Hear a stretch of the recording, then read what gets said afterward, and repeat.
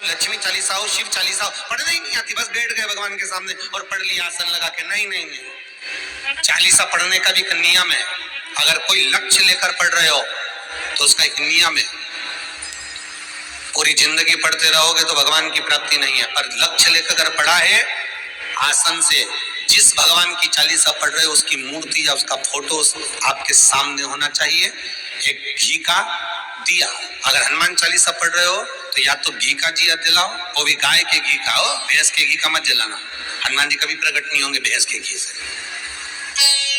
घी का दिया लगाइए अगर चालीसा का पाठ कर रहे हो हनुमान जी का। और बहुत ज्यादा संकट है, बहुत ज्यादा परेशानी है तो हनुमान चालीसा का पाठ करो तो तिल्ली के तेल का दिया लगाओ, काली तिल के तेल का दिया, तिल का तेल का दिया हनुमान जी के सामने आसन बिछाकर। बहुत तकलीफ है तो 3 पाठ प्रतिदिन करो और एक आसन से। जितने समय 9 बजे अगर आप बैठते हो पाठ करने तो 9 बजे ही बैठना है। 11 दिन तक प्रतिदिन 3 पाठ रोज करो। एक पानी का लोटा, कलश, तांबे का जल अर्थात तांबे का लोटा हो, स्टील का लोटा हो, तुम्हारे पास जो कलश हो उसमें जल भरकर एक सिक्का उसमें पटक कर, एक लौंग पटक कर प्लेट से ढक कर रख दो और प्रतिदिन बस टाइम पर बैठकर पाठ करो। 11 दिन पूर्ण होंगे, जिस कामना से आपने पाठ करा है बस वो सिक्का, वो लौंग कलश में से निकाल लो, जल का आचमन करो और जिस काम के लिए करा है वो जल उस प्रयोग में ले लो।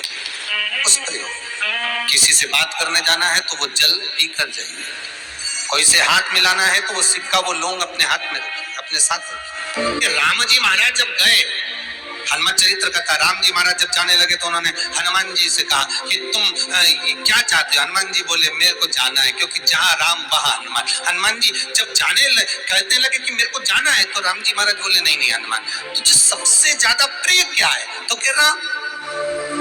तो हनुमान तू कह रहा है सबसे ज्यादा प्रिय है राम, प्रिय है तो एक बार जिस समय देवऋषि नारद का अपमान हुआ, विश्वामित्र बाबा का अपमान हुआ, उस समय पर एक राजा ने जब अपमान करा तो तूने उसको राम नाम लिखकर एक जगह पर बिठा दिया और कहा कि तू राम नाम जपते रहे। उसने राम नाम जपा। तब हनुमान याद कर, मेरे सम्मुख में तू खड़ा था और युद्ध होने वाला था तो तूने क्या कहा था? प्रभु आप इसको मार नहीं सकते क्योंकि ये आपका नाम ले रहा है। राम से बड़ा होता है राम का नाम, आप इसे मार नहीं सकते।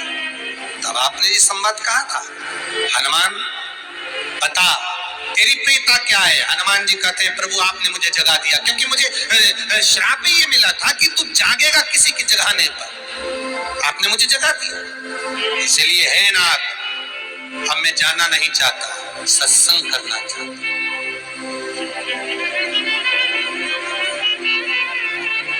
श्री राम जी का चरित्र, अब मैं सत्संग करूंगा, भजन करूंगा, नाम जाप करूंगा।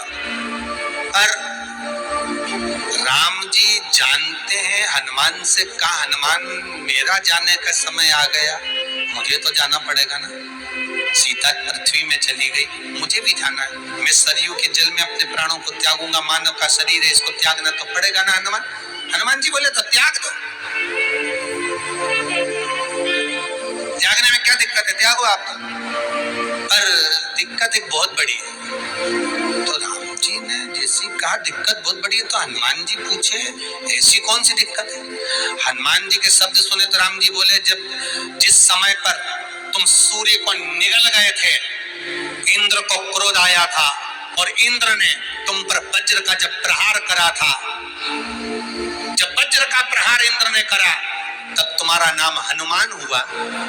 तब सारे देवी देवताओं ने तुम्हें वर प्रदान करा। उस जगह पर यमराज भी खड़ा था, तो यमराज ने तुम्हें वर दिया था कि जहां हनुमान होगा वहां यमराज नहीं होगा। अब दिक्कत ये है कि मुझे प्राण त्यागना है और तू मुझे 1 मिनट के लिए नहीं छोड़े तो यमराज आएगा कैसे? दिक्कत वहां अड़ी पड़ी।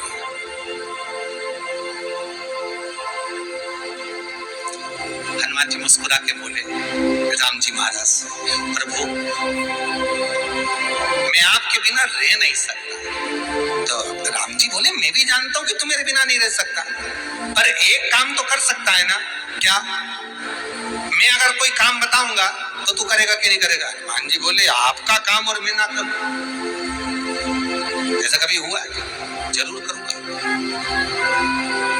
ठीक है।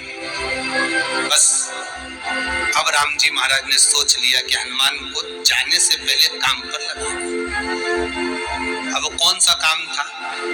बोलो रे भाई। हनुमान जी को कहाँ काम पर लगाया राम जी ने? किस जगह पर काम पर लगाया? अरे सभी ने रामचरितमानस सुनी है, खूब सुनी, जल्दी बताओ। राम जी महाराज ने प्राण त्यागते समय, सरयू जी में प्राणों को देते समय राम जी ने हनुमान जी को किस काम में लगाया था कि राम जी ने अपने हाथ की एक मुद्रिका जिस पे राम लिखा हुआ था, वो मुद्रिका एक अयोध्या की एक सरंग में जमीन में डाल दिया और हनुमान से का जरा ढूंढ के लेके आ, मैं अभी घूम कर आया। और हनुमान जी तलातल रसातल भूमि के नीचे पताल में चले गए उस मुद्रिका को ढूंढने के लिए जिस पे राम लिखा है। और हनुमान जी पूछते भी जा रहे हैं राम कहाँ है? राम की मुद्रिका पड़ी थी, राम की अंगूठी है। अब राम का ही सत्संग करते करते जा रहे और राम जी चले गए सरयू, क्योंकि हनुमान अगर होगा तो यमराज नहीं आ सकता। हनुमान को यहाँ से हटाना पड़ेगा तब यमराज लेने के लिए आ सकता, तब यम आए, क्योंकि यम अपने नियम को धारण करेगा, चाहे कृष्ण हो चाहे राम। पंचमुखी हनुमान का एक स्मरण, पंचमुखी हनुमान का एक भाव। महाराज जैसे बहुत ज्यादा तकलीफ अगर व्यक्ति को हो गई है, बहुत कष्टमय जीवन चल रहा है, हार गए हर जगह से और तकलीफमय जीवन चल रहा है, तो पंचमुखी हनुमान का एक शिव महापुराण का और स्कंद पुराण का एक बड़ा सुंदर मंत्र है। उस मंत्र को आप सब एक बार हमारे साथ में बोले। ओम नमो हनुमते रुद्र अवताराय सर्व शत्रु संहारणाय सर्व रोग हराय सर्व वशीकरणाय रामदूताय स्वाहा। बस इस मंत्र को हाथ में काली तिल लेकर, एक जौ लेकर और गूगल लेकर, थोड़ा सा इसमें गाय का घी डालकर, कंडे को या अग्नि को जलाकर इस मंत्र का 11 बार 21 बार जाप कर अपनी कामना कर छोड़ दीजिए। कैसा भी रोग हो, बीमारी हो, कष्ट हो, दुख हो, तकलीफ हो, 21 दिन के अंदर वो आनंद आना प्रारंभ कर देता है। इस मंत्र स्कंद पुराण का, शिव महापुराण का ये मंत्र मूल पंचमुखी हनुमान सुख दे। और एक और चीज याद रखिए हमारा, यदि कोई काम के लिए जा रहे हो, कोई व्यापार के लिए जा रहे हो या नौकरी करने के लिए जा रहे हो और लगी नहीं रही, बहुत तकलीफ पा रहे हो, सर्विस ही नहीं लग रही, बहुत कष्टमय हो गया, तो निवेदन करूंगा 5 पीपल के पत्ते पर बेसन के 5 लड्डू घर में बने हुए, गाय के घी के 5 लड्डू रख लो। उस लड्डू के बीचों बीच एक आटे का दिया और उसमें तिल्ली का तेल डालकर इसी मंत्र का प्रयोग कर पंचमुखी हनुमान का किसी भी हनुमान के मंदिर में जाकर, दक्षिण मुखी हनुमान के मंदिर में जाकर उसको रख कर जाइए। इसके बाद आप उस काम के लिए जाइए, आपका काम सफल हो जाएगा। आपको किसी को नहीं कहना पड़ेगा कि हाथ जोड़ना नहीं पड़ेगा, किसी के पांव नहीं पड़ना पड़ेगा, तुरंत काम। बस इस मंत्र का स्मरण कर पंचमुखी हनुमान का भूतेश्वर जो मंत्र है वो सुख देने वाला। गुरु जी द्वारा बताए गए उपाय से और नियम के अनुसार अगर आप हनुमान चालीसा का पाठ करते हैं तो बड़ी मनोकामना आपकी पूरी हो सकती है। शनिवार के दिन, मंगलवार के दिन हनुमान चालीसा का पाठ गुरु जी द्वारा बताए गए नियम के अनुसार करें और आप अपनी मनोकामना को पूरी करें। आप सभी स्वस्थ रहें और सुख समृद्धि से भरपूर रहें। हमारे चैनल का रसपान करते रहें। श्री शिवाय नमः।